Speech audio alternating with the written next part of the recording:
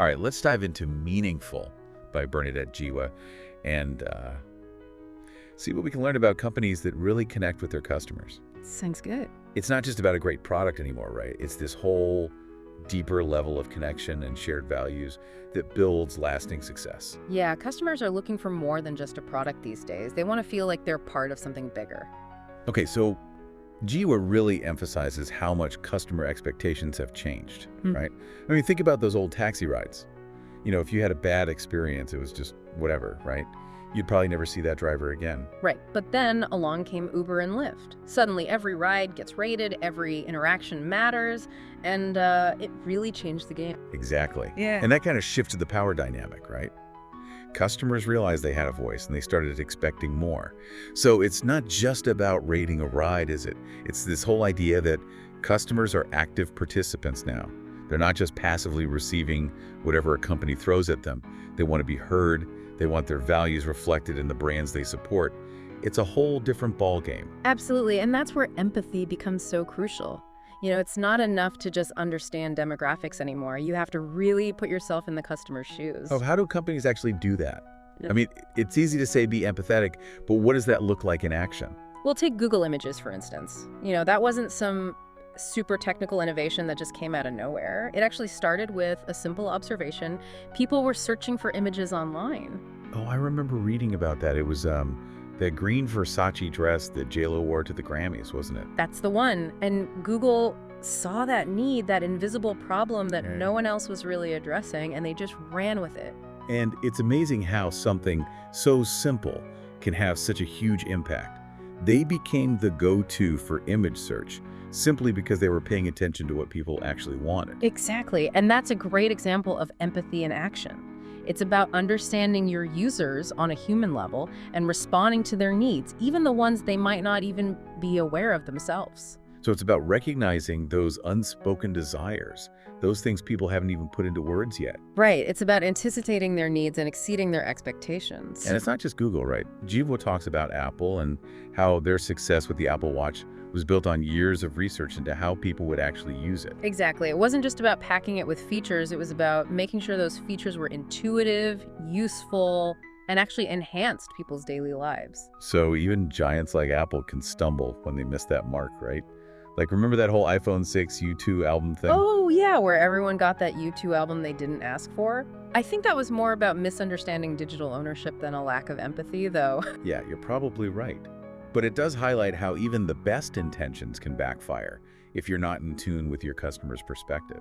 It's like they were so focused on being innovative that they forgot to consider how people would actually feel about it. Yeah, it's a good reminder that innovation isn't always about being the first or the most technologically advanced. It's about solving real problems for real people in a way that respects their needs and values. Okay, so we've talked about empathy, but how do you actually build those lasting relationships? What does that look like in action? I mean, Jiwa gives some great examples, but Patagonia really stood out to me. Like, they have a whole team dedicated to repairing their customers' clothes. It seems kind of counterintuitive in a world of fast fashion. Right, but it makes perfect sense when you consider their commitment to sustainability. They know their customer-based people who value quality, durability, and responsible consumption. So they're attracting customers who are in it for the long haul, who want products that last. Exactly, and that's what Patagonia is all about. They're promoting a lifestyle, a set of values. It's like they're saying, we're in this with you, not just trying to make a quick sale. Exactly. It's about building a relationship based on shared values and mutual respect. That's powerful, and it really speaks to the changing nature of customer loyalty, doesn't it? It's not just about discounts or rewards anymore. It's about connecting on a deeper level. Right. It's about finding brands that align with your personal values and that you can trust to do the right thing. So it's not just about the product. It's about the whole experience, the whole story that the brand represents. Absolutely, and that's something that Mr. Kipling seems to understand as well. How so? Well, they've adapted their packaging to appeal to a more health-conscious market. They've made the nutritional information clearer and more prominent. So it's like they're acknowledging the changing priorities of their customers and trying to meet them where they are. Exactly, and even though it might seem like a small change, it sends a strong message about their willingness to adapt and evolve. It's like they're saying, we're listening to you, we care about your needs. Right, and that goes a long way in building trust and loyalty. Okay, so we've talked about empathy, customer centricity, building relationships, but Jiwa also talks about this idea of invisible problems. And she uses the invention of windshield wipers as an example. Before windshield wipers, driving in the rain was a nightmare, but people just accepted it as part of life. It's funny how we get used to inconveniences, isn't it? We just assume that's how things are supposed to be. Exactly, but Mary Anderson saw that invisible problem and came up with a solution that we now take for granted. And that's the power of observation and empathy, right? It's about seeing the world through other people's eyes and identifying those unmet needs. It's like sometimes the best solutions are the ones that solve problems we didn't even realize we had. Exactly. And that's just as true today as it was back then. So what are some modern-day examples of solving those invisible problems? Well, think about Nick Woodman and GoPro. He was frustrated with the limitations of existing cameras for capturing his surfing adventures. Oh yeah, I remember that story. He wanted something that could capture the action from his perspective, something more immersive. Right, and the established camera brands weren't meeting that need. So he saw an opportunity, an invisible problem waiting to be solved. Exactly. And the rest, as they say, is history. GoPro basically created a whole new category of cameras by focusing on a specific audience and solving a problem that no one else was addressing. It's amazing how a simple frustration can lead to such a groundbreaking innovation.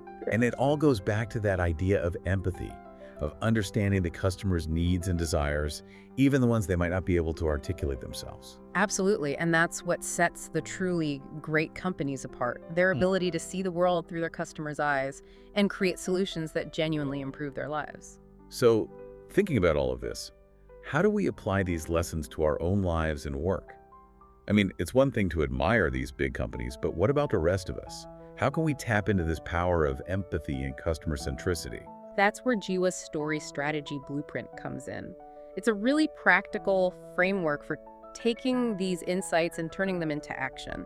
Oh, okay, so tell me more about that. Well, it all starts with going beyond just basic demographics. You mean not just lumping people into categories based on age or income? Exactly. It's about understanding the nuances of their lives, their values, their struggles, their aspirations. So it's about seeing them as individuals, not just data points. Precisely, and that's where the real magic happens. Okay, I'm intrigued. So what's the next step? Well, the next step is about identifying those invisible problems. What are the challenges your customers are facing that no one else is addressing? Like those everyday annoyances.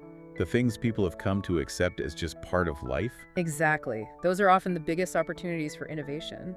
So we need to start paying attention to those little things, those frustrations that people might not even realize they have. Right, and that's where empathy and observation becomes so crucial. All right, I'm ready to dive deeper. What comes after we've identified those needs? Well, that's when the real fun begins. It's all about coming up with creative solutions, developing products or services that genuinely address those pain points. It's about tailoring your offerings to resonate deeply with your target audience. I bet that's where things can get really tricky, right? Coming up with ideas is one thing, but how do you know if they're actually going to work? That's where a deep understanding of your customer comes into play. It's about testing your assumptions, getting feedback, and being willing to iterate. So it's not just about having a brilliant idea. It's about being willing to adapt and refine it based on real-world feedback. Exactly, and that's a process that never really ends. The best companies are constantly learning and evolving, always seeking to better understand their customers and meet their needs. So it's about being agile, responsive, and always open to new ideas. Absolutely, and that's what keeps things interesting, right? Definitely. I'm excited to see where this conversation goes next. Me too. There's still so much to explore. Yeah, it's where the ideas really come to life. So once you've got those ideas, how do you know if they're any good? That's where step 3 comes in. It's all about developing products or services that actually solve those problems. Okay, so we're talking about solutions that really hit the mark. Exactly. It's about tailoring your offerings to your audience. Making sure they resonate on a deep level. And that's where things can get tricky, right? Coming up with ideas is one thing, but actually making them work is a whole other ballgame. You got it. Yeah. And that's why testing and feedback are so important. Right. You have to be willing to put your ideas out there and see what people think. Exactly. And don't be afraid to iterate, to refine your ideas based on what you learn. So it's a process of constant improvement, always striving to get better. Exactly. And there's one more crucial step Jiwa emphasizes, that's the power of storytelling.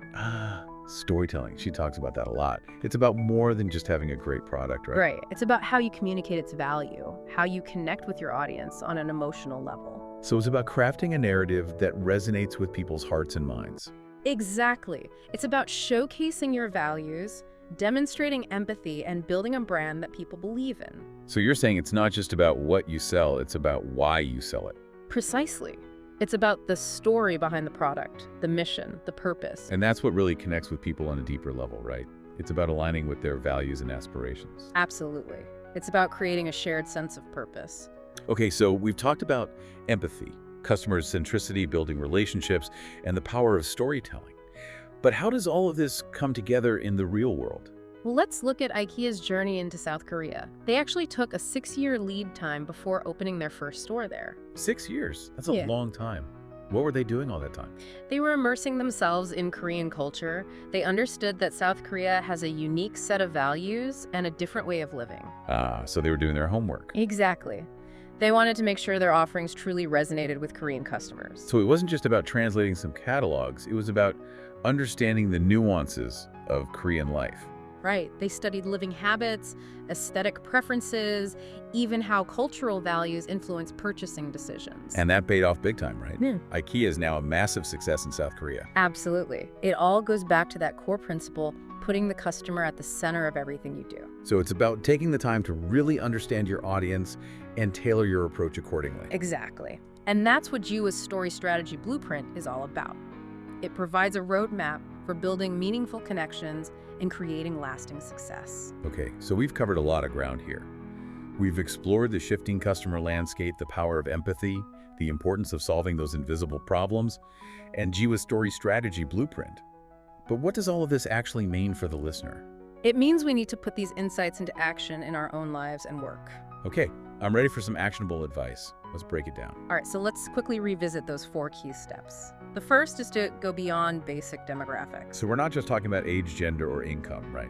Right. It's about understanding the nuances of people's lives, their values, their struggles, their aspirations. So it's about seeing them as individuals, not just data points. Exactly. And how can we do that? Well, for starters, we can talk to them. So it's about actually listening to their experiences, understanding their motivations and challenges. Precisely. It's about seeing the world through their eyes. Okay, so once we've done that, what's next? Step 2 is about identifying those invisible problems. Remember those everyday annoyances, the things people have come to accept as just part of life? Like driving in the rain before windshield wipers. Exactly. Those invisible problems are often the biggest opportunities for innovation. So we need to start paying attention to those little things, those frustrations that people might not even realize they have. Right, and that's where empathy and observation becomes so crucial. Okay, so once we've pinpointed those needs, what's step 3 all about? Step 3 is all about solutions. Coming up with creative ideas, developing products or services that actually address those pain points. Okay, so we're talking about brainstorming, coming up with ways to solve those problems we've identified. Exactly. And it's not just about any solution, it's about tailoring your offerings to resonate deeply with your target audience. So we need to make sure our solutions are relevant, appealing, and truly meet their needs. Exactly. And don't forget, step 4, the power of storytelling. Storytelling. It all comes back to that. Yeah. It's about crafting a compelling narrative that connects with your audience on an emotional level. Right. It's about communicating your values, your mission, and why what you do matters. So it's about going beyond just listing features and benefits and actually telling a story that resonates with their hearts and minds. Precisely. And that's what ultimately separates the good from the truly great. Okay, so we've covered a lot of ground here. We've explored the shifting customer landscape, the power of empathy, the importance of solving those invisible problems, and Jiwa's story strategy blueprint. But before we wrap up, I want to take a moment to reflect on some of the examples we discussed. Sounds good. So think back to those companies we talked about: Google, Apple, Patagonia, IKEA. Which of those examples stood out to you the most? It's interesting how different examples resonate with different people. Well- It often reflects our own values and priorities. Yeah, for sure. And it's a good reminder that there's no one-size-fits-all approach when it comes to building a meaningful business. But it's interesting. We've talked a lot about understanding the customer, their needs, their values. But what about understanding ourselves? Ooh, I like that. What are our values? What kind of impact do we want to have on the world? That's a great point. It's so easy to get caught up in the external factors, the market trends, the competition. But ultimately, building a truly meaningful business starts with looking inward. Right. It's about being authentic and lining our work with our own purpose. Exactly. And when you're passionate about what you do, that shines through and it resonates with others. Think about the companies that have really made a difference. They're not just selling products or sharing a vision. A set of values that people can connect with. So it's about finding that sweet spot where your passions intersect with the needs of your customers. Exactly. And when you can do that, you create something truly special. Something that goes beyond just a transaction and becomes a force for good. Absolutely. So as we wrap up this deep dive into Bernadette Jiwa's Meaningful, I want to leave you with one final thought. We've talked about strategy, about tools and techniques, but ultimately building a meaningful business comes down to this. Are you creating something that matters? Are you solving real problems? Are you making a positive impact? Those are the questions that should guide us in everything we do. And remember, this deep dive is just the beginning. Now it's time to take these insights and apply them to your own unique journey. Go out there and make a difference. Thanks for joining us on this deep dive. We'll see you next time.